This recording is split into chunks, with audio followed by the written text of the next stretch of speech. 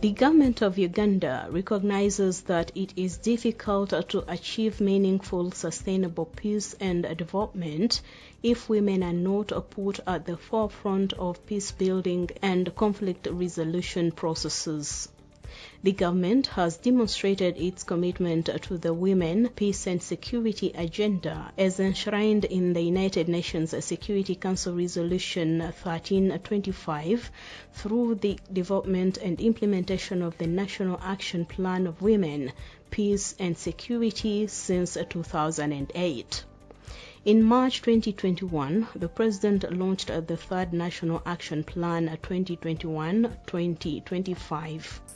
So the third National Action Plan on Women, Peace and Security is unique in such a way that we are mobilizing from the grassroots to the national level. We've worked closely with districts along the border points that are prone to conflicts. For instance, Kasese, northern Uganda, the lower part of western Uganda, Kabale and other parts. Those are areas in the Ruwero Triangle. Those are districts that we've really targeted in terms of contributing to the implementation of our third National Action Plan. To strengthen the implementation of the third National Action Plan on Women, Peace and Security, district local governments were supported to develop local action plans. Localization ensures that districts customize women, peace and security agenda to address local level issues and also increases the participation of women in decision-making processes, including in leadership, conflict prevention, peace building and conflict resolution processes. Through the funding from the government of Norway, 6 district local governments of Yumbe, Kitugum, Amoria, Kabera Maido, Kasese, and Chegegwa developed local action plans on women, peace, and security, and 15 more districts will be supported by 2025. So using the National Action Plan, they develop a local action plan that is tailored to addressing the conflict issues within their specific communities. One of the great things that we've seen come out of the development of these local action plans is enormous political will and support and commitment to implementing those plans, where we've seen district local governments actually putting forward funding to actually implement those plans in at least 50% of districts that have local action plans. The districts themselves have committed 1% of funding to the implementation of those plans. So that really is a testament to the great commitment and support. Through the local action plan, we are in a position to identify some of the actors at community level so that they can be in position to address issues that take away the peace for the women, that take away this women's peace. In line with the objective number 1 of this local action plan, which was to reduce negative cultural and religious practices that do hinder the participation of women in socio-economic development. And as a result, we can report that we have created awareness on the negative practices that affect the participation of women in decision making.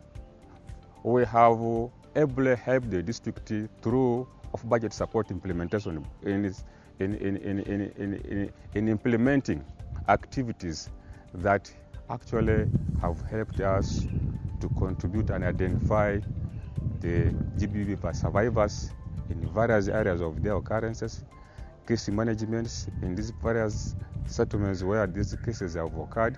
They have identified and they have as well also taken stock of how many cases they have registered. Before we had peace builders, peacemakers, but they were not very focused. We were just calling them Senga or what, but now the role is very clear after the UN women training. Meaning that if you have a chief princess with her council, the council has to have somebody who is whose responsibility is peace building.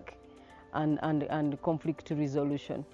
The next phase of the project will focus on supporting implementation of the national and district action plans to ensure actualization of national targets towards women's involvement in decision making, conflict prevention and resolution. The involvement of women in participation in peace building. In all aspects of peace building, conflict prevention, mediation, resolution, and to ensure that peace outcomes are more sustainable, because we know and we've seen over the years greater evidence that shows when women are involved in peace building, there's more sustained outcomes when it comes to peace progress. But also looking at the environment and how we can improve policies and programs that can make these interventions last longer, and to ensure that spaces that are normally carved out for men or normally male dominated, that there's room for women to come in. So that means talking to leaders, examining norms and behaviours, and trying to tackle some of the barriers to women participating in peace building.